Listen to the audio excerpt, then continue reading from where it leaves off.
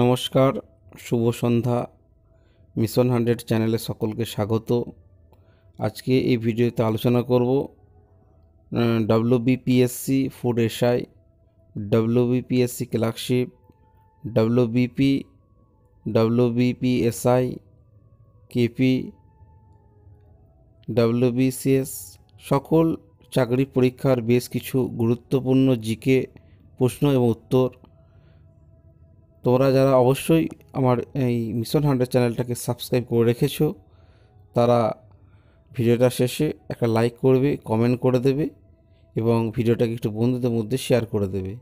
আর যারা আমার চ্যানেলের ভিডিওগুলো প্রথম দেখছো, তারা অবশ্যই মিশন 100 চ্যানেলটাকে সাবস্ক্রাইব করে রাখবে, পাশে থাকা বেল আইকনটি অন করে দেবে, যাতে কোনো ভিডিও দিলে খুব সহজেই তোমরা পেয়ে যেতে পারো।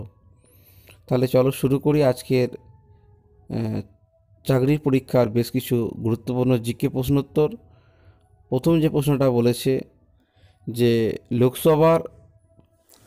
লোকসভার সাধারণ মেয়াদ কত বছর? লোকসভার সাধারণ মেয়াদ কত বছর? এর উত্তরটা হয়ে যাবে 5 বছর। তারপর দেখো, ভারতীয় সংবিধান কাদের দ্বারা বা কার দ্বারা সংশোধন করা যেতে পারে বা করা হয়? ভারতীয় সংবিধান কার দ্বারা বা কাদের দ্বারা সংশোধন করা হয়? উত্তর হয়ে যাবে পার্লামেন্ট বা সংসদের দ্বারা। পার্লামেন্ট বা সংসদের দ্বারা। পরবর্তী প্রশ্ন দেখো, বলছে কোন সংশোধনী আইন দলত্যাগ বিরোধী আইনের সাথে সম্পর্কিত? মানে হুইচ আর্টিকেল, মানে কোন আর্টিকেল, মানে কোন ধারা বা সংশোধনী আইন দলত্যাগ বিরোধী আইনের সাথে সম্পর্কিত? উত্তর হয়ে যাবে 52তম সংশোধন আইন। 52তম সংশোধন আইনের মাধ্যমে এই দলত্যাগ বিরোধী আইনের এখানে বিস্তারিত আলোচনা করা হয়েছে। তারপরে দেখো, বলছে কোন অনুচ্ছেদে অধীনে অভিন্ন নাগরিক বিধির কথা বলা হয়েছে? কোন অনুচ্ছেদের অধীনে অভিন্ন নাগরিক বিধির কথা বলা হয়েছে? এর উত্তরটা হয়ে যাবে অনুচ্ছেদ বা আর্টিকেল 44। আর্টিকেল 44-এ অভিন্ন নাগরিক বিধির কথা বলা হয়েছে। পরবর্তী প্রশ্ন দেখো, কোন অনুচ্ছেদ ভোটের অধিকারের সাথে সম্পর্কিত? কোন অনুচ্ছেদ বা আর্টিকেল ভোটের অধিকারের সাথে সম্পর্কিত? এর উত্তর হয়ে যাবে অনুচ্ছেদ বা আর্টিকেল 326। আর্টিকেল 326 হচ্ছে তোমার ভোটের অধিকারের সাথে সম্পর্কিত। পরবর্তী প্রশ্ন দেখো, বলছে equal protection of laws. Equal protection of laws কোন দেশের সংবিধান থেকে এই ধারণাটি নেওয়া হয়েছে? ইকুয়াল প্রোটেকশন অফ লজ এই ধারণাটি কোন দেশের সংবিধান থেকে নেওয়া হয়েছে? উত্তর হয়ে যাবে ইউএসএ, আমেরিকা যুক্তরাষ্ট্র। ইউএসএ। তারপরে দেখো, হচ্ছে ওজোন গ্যাস ওজোন সহজে কিসের মধ্যে বা কিসের মাধ্যমে বা কিসের মধ্যে দ্রবীভূত হয়? ওজোন সহজে কিসের মধ্যে দ্রবীভূত? উত্তর হয়ে যাবে টারপেন্টাইন তেলের মধ্যে। টারপেন্টাইন তেলের মধ্যে ওজোন সহজেই দ্রবীভূত হয়। পরবর্তী প্রশ্ন দেখো, বলছে মুক্ত অবস্থায় একটি উপাদানের অক্সিডেশন অবস্থা কত? মুক্ত অবস্থায় একটি উপাদানের অক্সিডেশন কত বা অক্সিডেশন অবস্থা কত? উত্তর হয়ে যাবে 0, 0। পরবর্তী দেখো, কাঁদুনি গ্যাস যেটাকে আমরা বলি টিয়ার গ্যাস, সেটা আসলে কি? মানে কোন গ্যাসের নাম হচ্ছে টিয়ার গ্যাস বা কাঁদুনি গ্যাস? এর উত্তর হয়ে যাবে ক্লোরোপিক্রিন। ক্লোরোপিক্রিন হচ্ছে কাঁদুনি গ্যাসের নাম বা টিয়ার গ্যাসের নাম। পরবর্তী প্রশ্ন দেখো, কোন সারের মধ্যে সবচেয়ে বেশি পরিমাণে নাইট্রোজেন থাকে? কোন সারের মধ্যে সবচেয়ে বেশি পরিমাণ নাইট্রোজেন থাকে? উত্তর হয়ে যাবে ইউরিয়া। তোমরা অবশ্যই যারা ভিডিওটা দেখছো, ভিডিও শেষে একটা লাইক করে দেবে আর ভিডিওটাকে একটু বন্ধুদের মধ্যে শেয়ার করে দিও। তারপরে দেখো,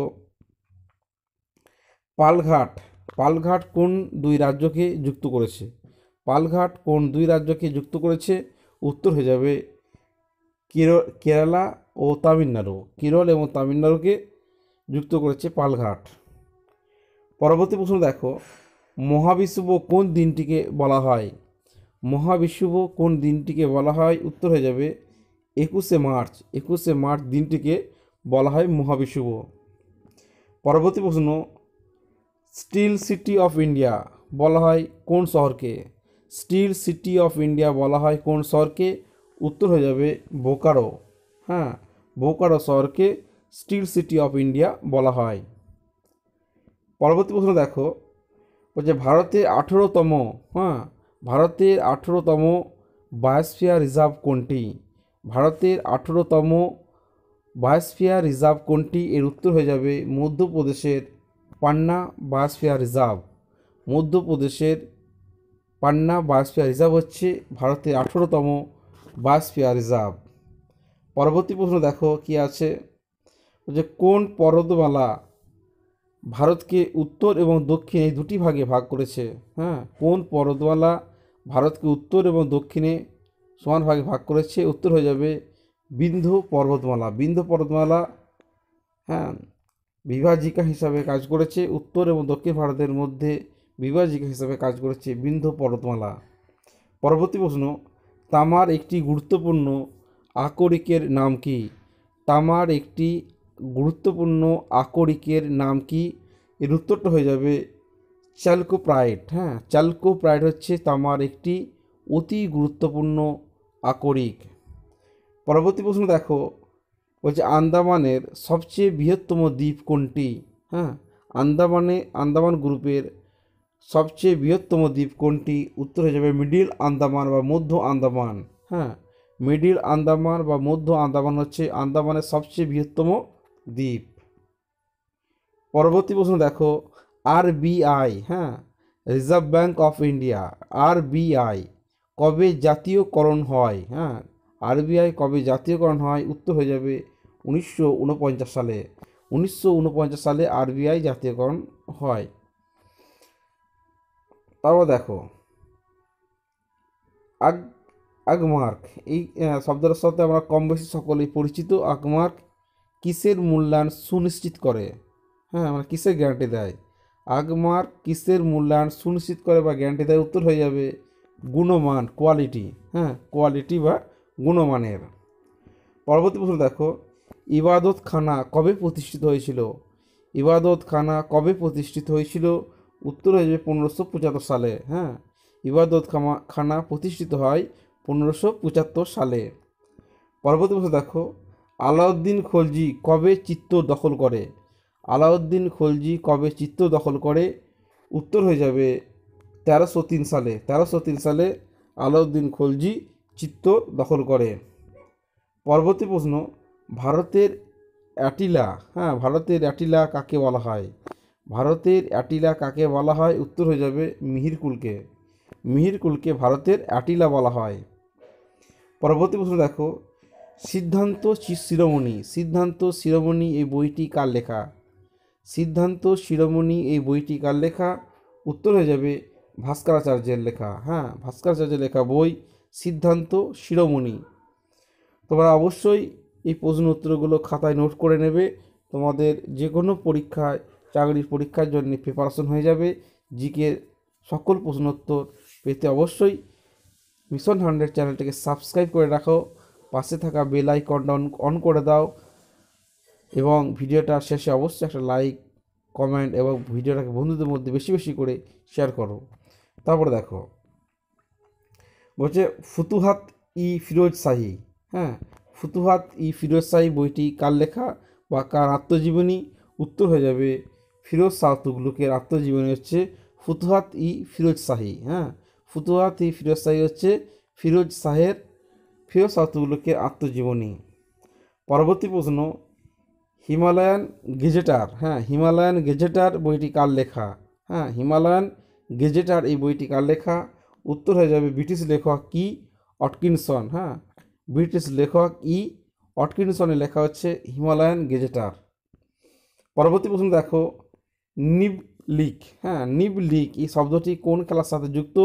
উত্তর হয়ে যাবে গল্ফ। তাহলে বোঝা গেল গল্ফ খেলার সাথে নিবলিক এই শব্দটি যুক্ত। পরবর্তী প্রশ্ন দেখো, গ্রাফ সুগার নামে পরিচিত কোন কার্বোহাইড্রেট? হ্যাঁ, গ্রাফ সুগার নামে পরিচিত কোন কার্বোহাইড্রেট? উত্তর হয়ে যাবে গ্লুকোজ।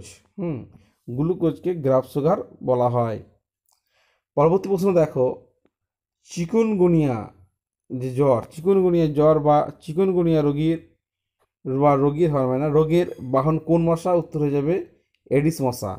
চিকুনগুনিয়া জ্বরের বা চিকুনগুনিয়া রোগের বাহক কোন মশা? উত্তর হয়ে যাবে এডিস মশা। পরবর্তী প্রশ্ন, ফটোসিনথেসিস প্রক্রিয়ায় কোন কোন কাঁচামাল ব্যবহৃত হয়? ফটোসিনথেসিস প্রক্রিয়ায় কোন কোন কাঁচামাল ব্যবহৃত হয়? উত্তর হয়ে যাবে জল এবং কার্বন ডাইঅক্সাইড। জল এবং কার্বন ডাইঅক্সাইড। এই ছিল গুরুত্বপূর্ণ প্রশ্নোত্তর। তোমরা অবশ্যই প্রশ্নোত্তরগুলো খাতায় নোট করে নাও। ভিডিওটাকে শেষে অবশ্যই একটা লাইক করো।